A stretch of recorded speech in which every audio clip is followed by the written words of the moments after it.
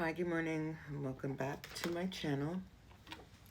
So today I want to talk about how I feel my situation with my father particularly helped shape the way I look at boundaries in my life.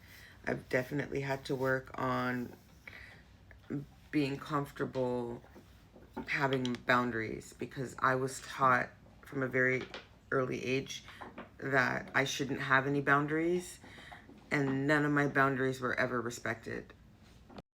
So, as I explained in previous videos, my father treated me like I was his counselor. He was very inappropriate in the information that he was providing me at a very young age.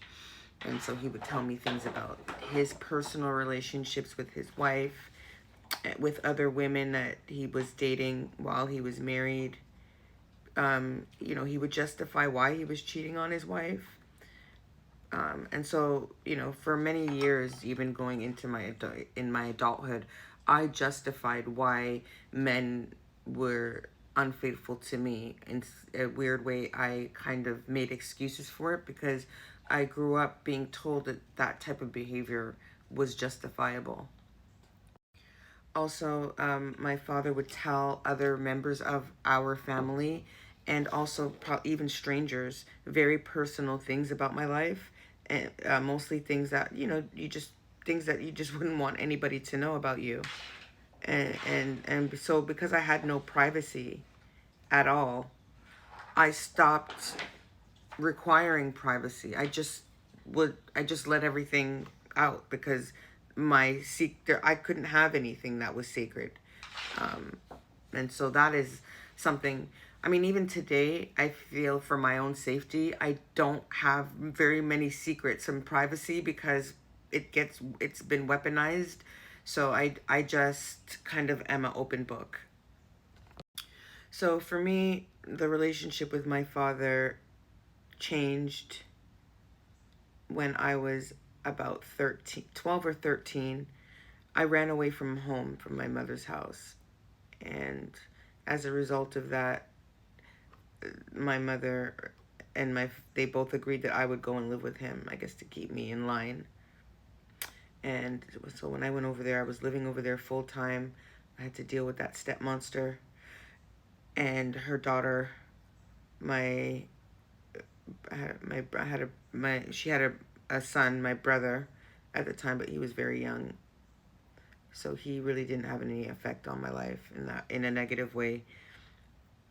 Um, but her and her daughter were terrorizing me, so my dad was hardly ever home. And I had friends in a life at my mom's house because that's where I went to school and I grew up there. So I would keep in touch with my friends over the phone or try to. That's where I got like some happiness and all that. And what my stepmother and her daughter would do is listen on those phone calls. So they'd pick up the extension, and so I had no privacy on those calls. And then they'd call my dad and tell my dad, oh, she was on the phone with this boy and everything. And again, it was very odd to me. Everything about what they were accusing me of, and it was stuff that was never happening. And they were turning me, making it seem like if I was sexually promiscuous at that age. I was 12 years old, and the only sexual things that had ever happened to me at that point were things that other people were doing to me. So it was just very odd how they were attacking me for that in that way. And so my dad would come home and start questioning me about these boys, and asking me who these boys were. And these were just friends that I had. And I was equally talking to females. And then another thing that he started doing to me was I wasn't allowed to have any privacy. So at this point in time, I'm 12 years old. I'm entering puberty. I'm developing in ways that young girls develop at that age, and my father refused to allow me to have any privacy in that. If I tried to lock the bathroom door and when I was taking a shower, he'd come to that door and start banging on the door to get in. I'd have to let him in there, and he'd open that shower curtain and stare at me. And I was just, I try to cover myself, and he'd say, "What am I covering myself for?" He'd say that he's already seen those parts of my body. And so he's teaching me not to even have any shame about myself. Like, I didn't want him looking at me. It was so, but he made me feel so, and he was doing this in front of people. So in front of his wife and in front of, my stepsister. But yet he wasn't doing these things to her. So she was very protected. And so them watching this stuff happening to me, I would look at them to see, okay, is somebody going to do anything? But the way they were watching, they loved it. They loved watching my father attack me. Another thing that he did to me is I had a cold or something like that, and he I don't know, for us in our culture, when you get sick, you put Vicks or that's the mentholated type of rub on your chest and your neck and stuff like that. Well, he insisted on doing this to me on my bare chest at a time where I had been developing, and I would never want my father to be looking at me or touching me in that way. And I remember he did that to me and forced me to allow him to do that. And so things had started to become very weird and uncomfortable with him at this point. And so the last straw was when I was taken to his wife's doctor for her to check to see if I was still intact as a virgin. And that was it for me. I broke down, and I told this doctor, this is how I'm being treated. This is what they're doing to me. I said that his wife is telling him all these things about me, and then he is harassing me about it. And so I thought this doctor would have, I didn't know what she was going to do, but I was asking her for help, and I refused to let her check me.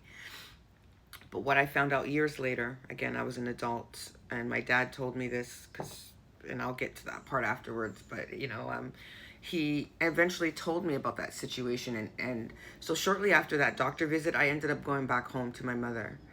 But what happened is that the doctor called my father's wife and said to her, "Listen, I'm a mandatory reporter, and if I listen to what if I listen to what she has disclosed to me, I'll have to call the child protective people. So what I suggest that you do is send her back home to her mother," which they did. They sent me back home to my mom. And that's how I got away from that. But, it's so triggering right now that I'm going back to this, because I really had kind of put this stuff out of my mind. But now I'm wondering, what would have happened had I not gotten sent home? How far would that crazy stuff had gone? But again, I talk about this because my father definitely is responsible for the issues that I face, even to this day, with maintaining boundaries, maintaining my privacy, and yeah. So thank you for listening again. I'm gonna continue my story, so that was around 12 or 13 years old, 14-ish, is when I got away from him, and I started to only see him periodically, because I ended up having a child a couple years after I left his house. And then I'll continue the story on from there. But just know that me telling all this stuff is leading up to my current day situation. I'm going to talk more about my children and how I was alienated from them, by the very people that I'm talking to you about right now. Anyway, thank you for listening. Have a great day.